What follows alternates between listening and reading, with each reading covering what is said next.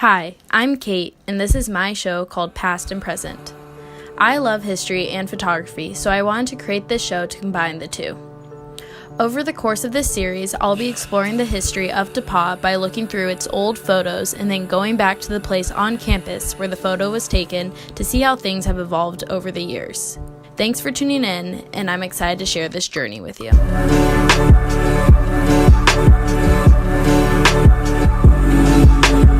Hi, and welcome back to Past and Present. This week I'm super excited about the photo because it's Monon Bell week and I decided to find a photo that had a little bit to do with the game.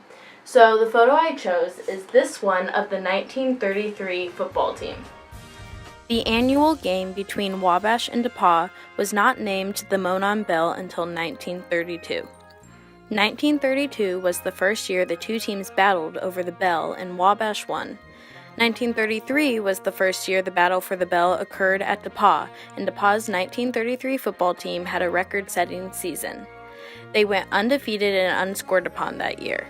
1933 was the first year DePauw won the bell. This photo of the DePauw football team in 1933 is where our story ends. So, before I go and recreate that photo, I first want to talk about where the story begins, with the Monon Railroad, and talk a little bit about how the Monon Bell football game got its name. Rather than just focusing on the football game, I wanted to learn where the Monon Bell got its name. The bell that DePauw and Wabash fight over each year is originally from a train that traveled along the Monon Railroad. The Monon Railroad is a regional train line that runs through Indiana from Lake Michigan down to the Ohio River. Some parts of the tracks are no longer used, but the one that runs behind DePauw's campus still is. The tracks were built in 1853, and in the 1800s they helped increase Greencastle's budding industries and population.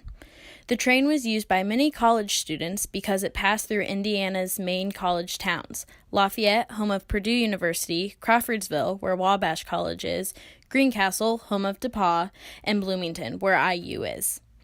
In 1932, a DePauw alum suggested that the annual football game played between DePauw and Wabash since 1890 should use an old Monon train bell as a trophy, since the two schools and towns shared a historical connection with the Monon Railroad, and since then, the game has been called the Monon Bell.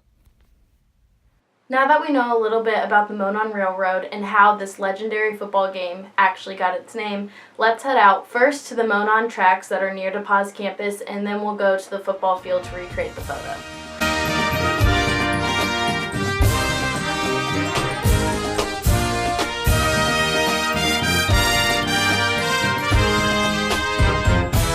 So our first stop for this episode is at the Monon tracks that run behind DePauw's campus.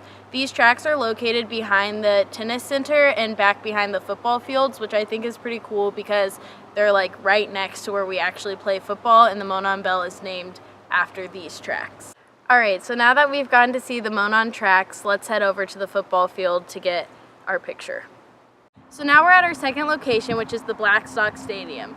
The important thing about lining up this photo is that the Hannah Street Cemetery, which is behind us, is also going to be in the background of our photo. So now we're going to head a little bit closer just to make sure the photo's lined up correctly, and then we'll get our shot.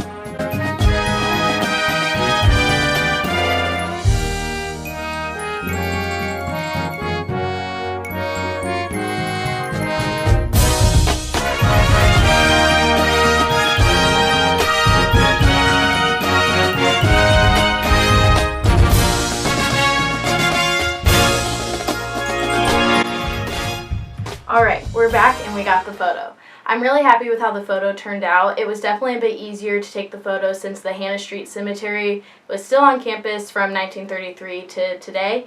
And I also loved learning about where the Monon Bell game actually got its name from. I think as students on this campus, a lot of times we just say, it's Monon Bell weekend, but we don't actually know how things got its name and the history behind certain events. And I found it really meaningful to learn about why the Monon Railroad was important to DePauw and Wabash this week. So thanks for tuning in, and go Tigers!